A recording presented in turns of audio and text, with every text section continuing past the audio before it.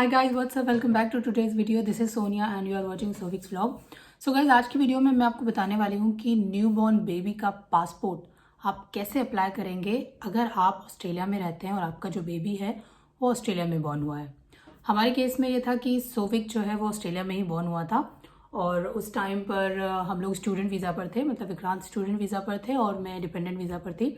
तो हमने यहीं से सोविक का पासपोर्ट अप्लाई किया था। और ये मैंने अपनी लास्ट वीडियोस में भी बताया है कि इस केस में अगर बच्चा ऑस्ट्रेलिया में बॉर्न होता है तो उसे ऑस्ट्रेलियन सिटीजनशिप नहीं मिलती है, राइट। अगर बच्चे के पेरेंट्स जो हैं वो पीआर होल्डर नहीं है, सिटीजन नहीं है, तो भले ही बच्चा ऑस्ट्रेलिया में पैदा हो वो ऑस्ट्रेलिया का सिटीजन नहीं होगा, राइट। उसकी जो सिटीजनशिप है वो वही होगी जो कि पेरेंट्स की होती है, ठीक है। तो हमारे केस में ये था कि सोविक जो है उसकी सिटीजनशिप जो थी वो इंडियन थी, तो हम लोगों ने उसका इंडियन पासपोर्ट अप्लाई किया था। तो अब मैं आपको बताती हूँ कि पासपोर्ट अप्लाई कैसे करना है, क्योंकि कुछ लोगों ने मुझसे ये क्वेश्चन भी पूछा था कि किस तरह से पासपोर्ट अप्लाई करना है, कैसे प्रोसीजर होगा। तो यहाँ पर क्या है ना, पासपोर्ट की जो आप एप्लीकेशन करते हो तो उस एप्लीकेशन को या तो आप खुद वीएफएस के ऑफिस में जाकर भी सबमिट कर सकते हो, वहाँ पर जा सकते हो, और अदरवाइज आप बाय पोस्ट भेज सकते हो। तो हम लोगों ने एप्लीकेशन भेजी थी बाय पोस्ट, क्योंकि हम लोग रहते हैं तस्मानिया में और यहाँ पे वीएफएस का जो सेंटर है वो मेलबर्न काउंट होता है।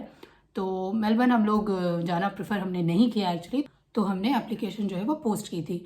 तो आपके पास दोनों ऑप्शंस हैं। अगर आपके सिटी में वीएफएस का ऑफिस है तो आप वहाँ पर जा सकते हैं और इन पर्सन जाकर के अपनी एप्लीकेशन सबमिट कर सकते हैं। तो पासपोर्ट अप्लाई करने के लिए आप लोगों को जाना होगा वीएफएस ग्लोबल की वेबसाइट पर। तो वीएफएस ग्लोबल की वेबसाइट पर जब आप ओपन करेंगे तो फिर आपको वहाँ पर एंट्री करनी होगी। आपको जाना होगा पासपोर्ट सर्विस पर एंड देन आप क्लिक करेंगे कि that I am a resident of Australia and I am a citizen of India, because आप इंडिया से बिलोंग करते हैं और करंटली ऑस्ट्रेलिया में हैं। देन हमें पासपोर्ट अप्लाई करना है, तो अप्लाई फॉर पासपोर्ट। फिर आप देखेंगे कि ये पासपोर्ट से रिलेटेड बहुत सारे ऑप्शंस जो हैं आपके ओपन हो जाएंगे। तो हम फर्स्ट वाला ऑप्शन लेते हैं और वहाँ पर हम जाते हैं कि हमें पासपोर्ट अप्लाई करना है, पासपोर्ट सर्विस लेनी है। तो अब यहाँ ये आ गया इंडियन पासपोर्ट इन्फॉर्मेशन। तो आपको किस टाइप का पासपोर्ट अप्लाई करना है वो आपको एंटर करना है। तो हमें लेना है न्यूबॉर्न का पासपोर्ट, यानी कि first passport for a minor. तो अब यहाँ पर सारी इन्फॉर्मेशन है, ओवरव्यू भी है, फिर चेकलिस्ट है। अब ये जो चेकलिस्ट है इसमें 3 स्टेप्स दिए हुए हैं। तो फर्स्ट वाला जो ऑप्शन है उसमें आप देखेंगे कि सारे डॉक्यूमेंट्स दे रखे हैं कि कौन कौन से डॉक्यूमेंट आपको अपनी एप्लीकेशन के साथ में लगाने हैं। एंड सेकेंड उन्होंने दे रखी है वीएफएस के ऑफिस की लोकेशन, और यहाँ पर है आपका एप्लीकेशन फॉर्म। तो उन अटैचमेंट के साथ साथ आपको एक एप्लीकेशन फॉर्म भी भरना है। तो ये ओपन होता है एप्लीकेशन फॉर्म का लिंक। हमें जाना है एशिया पैसिफिक में एंड देन आप जाएंगे ऑस्ट्रेलिया। फिर आपको ओपन हो जाएगा जहाँ से आपको एप्लीकेशन सबमिट करनी है। तो एप्लीकेशन को भरने के लिए सबसे पहले आपको बनाना पड़ेगा अपना लॉगिन आईडी।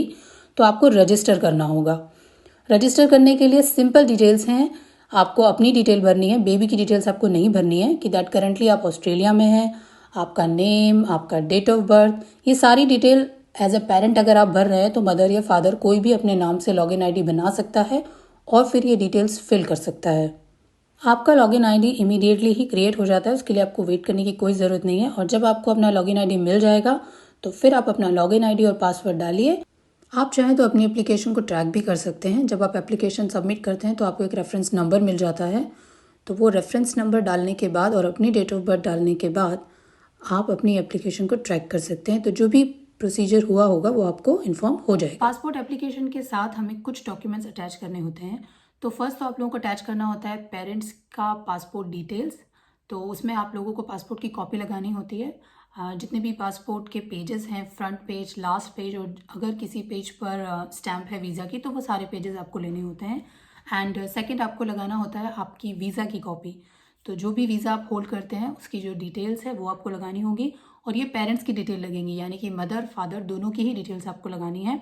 आपको लेने होंगे बच्चे के 2 पासपोर्ट साइज़ के फ़ोटोग्राफ्स की जो डिटेल है वो यूजुअली होती है 2 इंच बाय 2 इंच, लेकिन अभी मैं आपको दिखाऊंगी कि उस एप्लीकेशन फॉर्म में क्लियरली सब कुछ बता रखा है कि कितना फेस विजिबल होना चाहिए और क्या बैकग्राउंड होना चाहिए। तो वो अभी आप लोग आगे वीडियो में देखेंगे। एंड देन आपको लगाना होता है जो एप्लीकेशन के साथ में मेंशन है ऑलरेडी। एक होता है फॉर्म के, वो अटैच करना होता है। एक होता है आपका पर्सनल पर्टिकुलर फॉर्म, वो एप्लीकेशन आपको लगानी होती है। एक आपको पासपोर्ट की एप्लीकेशन फिल करके वो आपको लगानी होती है। आपको लगाना होगा आपका मैरिज सर्टिफिकेट, बेबी का बर्थ सर्टिफिकेट और उसी में एक एनेक्शर है, एनेक्शर डी, जो कि बेसिकली है डिक्लेरेशन। तो ये सारी चीज़ें आपको प्रिंट आउट लेकर भरकर लगानी होंगी, चाहे आप बाय पोस्ट भेजिए या फिर आप इन पर्सन जा करके सबमिट कीजिए। सो गाइज, अब मैं आपको एक एक जो डॉक्यूमेंट्स आपको अटैच करने वो ओपन करके दिखाती हूँ। तो फर्स्ट है ये चेकलिस्ट। चेकलिस्ट में 2 कॉलम आपको दिख रहे हैं, एक यू एक स्टाफ। तो आपको यू में टिक करते जाना है जो जो ऑप्शंस या जो जो डॉक्यूमेंट्स आप अटैच कर रहे हैं। तो फर्स्ट हो गया आपका ऑनलाइन एप्लीकेशन फॉर्म। देखिए, आपको बच्चे का थंब इम्प्रेशन भी लगाना होगा एप्लीकेशन फॉर्म के नीचे, जहाँ पर आप फोटो लगाएंगे बेबी का। और इसमें सब लिखा हुआ है कि 2 फोटोज़ चाहिए, आपके पेरेंट्स की पासपोर्ट की कॉपी आपको चाहिए, बच्चे का बर्थ सर्टिफिकेट आपको चाहिए, फॉर्म के आपको भर के लगाना है। तो आप देखिए इसमें सारी चीज़ें लिखी हुई हैं, तो आपको टिक करते जाना है जो जो डॉक्यूमेंट्स आप लगा रहे हैं। और जो आप फ़ी पे करते हैं वो फ़ी पे करने के लिए भी आपको ये डिटेल्स यहाँ पे भरनी होती हैं। नेक्स्ट डॉक्यूमेंट है हमारा पर्सनल पर्टिकुलर फॉर्म। तो इसमें देखिए, फ़ोटो की जगह पर आपको बच्चे का फ़ोटो लगाना है। फुल नेम में आपको बच्चे का नेम लिखना है, उसका सेक्स, बच्चे की डेट ऑफ बर्थ, बच्चे का प्लेस ऑफ बर्थ आपको लिखना है। एंड 6 वाले में आपको अपना लिखना है, यानी कि आप कितने साल से जो है कंट्री से बाहर रह रहे हैं, आउटसाइड ऑफ इंडिया हैं। आपको अपना प्रोफेशन डालना है, फादर मदर को अपना नेम लिखना है। एंड यहाँ पर जो परमानेंट एड्रेस है वहाँ पर आप डालेंगे अपना इंडियन एड्रेस, और जो आपका प्रेजेंट एड्रेस है उसमें आप डालेंगे अपना ऑस्ट्रेलियन एड्रेस, जिस भी जगह पर आप करंटली अभी ऑस्ट्रेलिया में हैं वहाँ पर। और एक चीज़ और है, अगर आप ऑस्ट्रेलिया में रह रहे हैं और वो जो आपका एड्रेस है वो अगर 1 ईयर से पुराना नहीं है, तो आप अपना लास्ट एड्रेस उसमें डाल सकते हैं। फिर आपको डालने होंगे 2 रेफरेंस। तो यहाँ पर जो भी ऑस्ट्रेलिया में आपके जिन्हें भी आप एज ए रेफरी चूज़ करना चाहते हो उनकी आप डिटेल डाल सकते हैं। 12th नंबर वाला जो है सिटीजनशिप ऑफ इंडिया, उसमें आपको डालना है बाय बर्थ, आपको टिक करना है बाय बर्थ वाला column.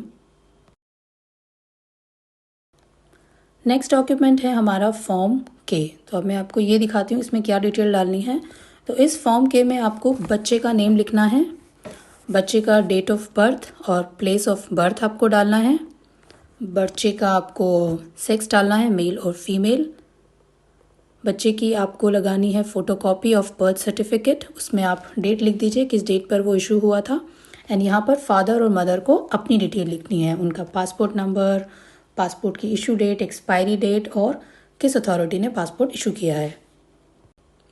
If you are a single parent तो आपको एनेक्शर सी लगाना है, अदरवाइज़ ये आपको नहीं लगाना है, इसकी ज़रूरत नहीं है।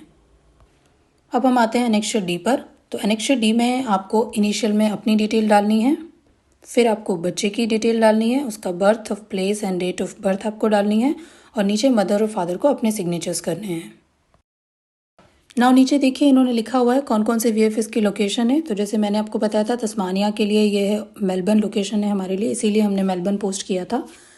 तो नीचे ये भी है कि how do I submit my application, तो दोनों मोड यहाँ पर मेंशन है।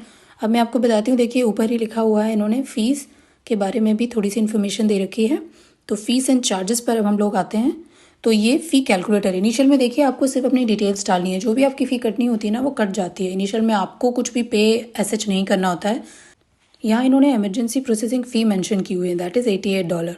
अदरवाइज जो भी आप अपने कार्ड की डिटेल डालेंगे ना उससे आपकी जो नॉर्मल फ़ी होती है वो डिडक्ट हो जाएगी, अगर आप इमरजेंसी सेलेक्ट नहीं करते हैं तो। अब हम आते हैं प्रोसेसिंग टाइम पर। तो जो नॉर्मल प्रोसेसिंग टाइम है देखिए वो है 8 वीक, क्योंकि आप फ्रेश पासपोर्ट अप्लाई कर रहे हैं न्यूबॉर्न का, पहले से कोई और पासपोर्ट इशू नहीं हुआ है। अगर आप रिन्यू करवाते हैं तो टाइम जो है वो 4 वीक का है। और एक चीज़ और बता देती हूँ कि अगर आप पासपोर्ट रिन्यू करवाते हैं ना बेबी का या किसी का भी, तो आपको फॉर्म के अटैच करने की ज़रूरत नहीं है। और यहाँ देखिए फ़ोटो के बारे में सारी डिटेल दे रखी है। तो मैंने आपको बताया था नॉर्मली 2 इंच बाय 2 इंच होता है साइज़, लेकिन यहाँ इन्होंने क्लियरली लिखा हुआ है कि 70 to 80% जो है फेस विजिबल होना चाहिए।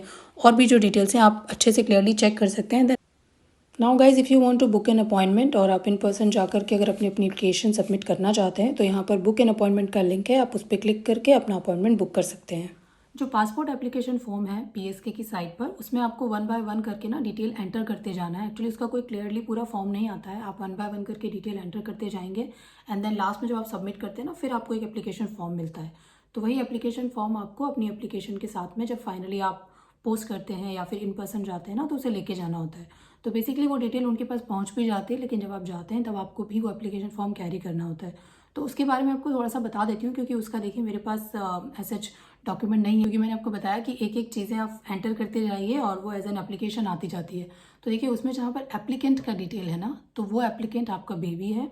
तो एप्लीकेंट डिटेल्स में आपको अपने बच्चे की डिटेल डालनी है, उसका नेम, डेट ऑफ बर्थ, जो भी उन्होंने पूछा है वो सारी डिटेल। फिर फैमिली डिटेल डालनी है, जिसमें आपको अपनी डिटेल डालनी है, यानी कि पेरेंट्स को अपनी डिटेल डालनी है, मदर फादर दोनों को। एप्लीकेशन फॉर्म में लिखा होता है कि address for the passport to be printed, तो उसमें आपको अपना इंडियन एड्रेस डालना है, और अदर एड्रेस में आप अपना करंट एड्रेस डाल सकते हैं, ऑस्ट्रेलिया वाला।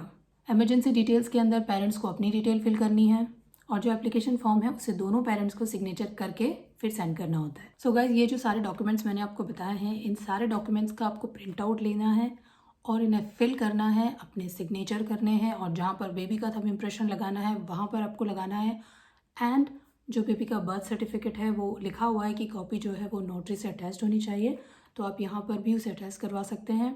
और आप चेकलिस्ट में चेक कर लीजिएगा, अगर कहीं पर उन्होंने मेंशन किया हुआ है कि कोई डॉक्यूमेंट उन्हें असेस चाहिए, तो आप उसको किसी भी अथॉरिटी से जो है वेरीफाई करवा सकते हैं। एंड देन फिर आपको सारे डॉक्यूमेंट्स को कलेक्ट करके अगर आप बाय पोस्ट भेजना चाहते हैं तो आप बाय पोस्ट भेज सकते हैं, और अगर आप पर्सनली जाकर के अपनी एप्लीकेशन सबमिट करना चाहते हैं तो मैंने आपको बताया है कि आप अपना अपॉइंटमेंट बुक कर सकते हैं एंड देन आप वहाँ पर जा सकते हैं। और जब आप लोग वहाँ जाते हैं तो उस केस में आप लोगों को अपने साथ सारे ओरिजिनल भी कैरी करने होंगे, because the officer will verify your documents.